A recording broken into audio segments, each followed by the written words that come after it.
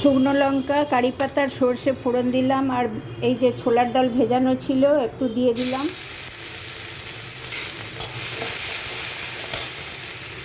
একটু জুলিয়ান আদা কুচি দিলাম, দুটো পেঁয়াজ কেটে দিয়ে দিলাম কুচি কুচি করে। বিনস, গাজর আর ক্যাপসিকাম কুচি কুচি করে দিয়ে দিয়েছি। একটু হলুদ দিয়েছি, স্বাদ মতো নুন দেবো, আর একটু স্বাদ মতো মিষ্টি দেবো। সবজি সরিয়ে দুটো ডিম ফাটিয়ে দিয়ে দিলাম, আর একটু গোলমরিচ দিয়ে দিলাম।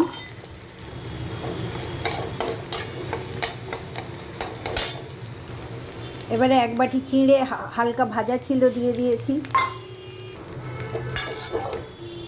এটা চিঁড়ের উপমা। ওই জন্য চিঁড়েটা আমি ধুয়ে দিইনি, ভিজিয়ে শুকনোই হালকা ভেজে দিয়ে দিয়েছি। উপর দিয়ে কারি পাতা ছড়িয়ে দিলাম।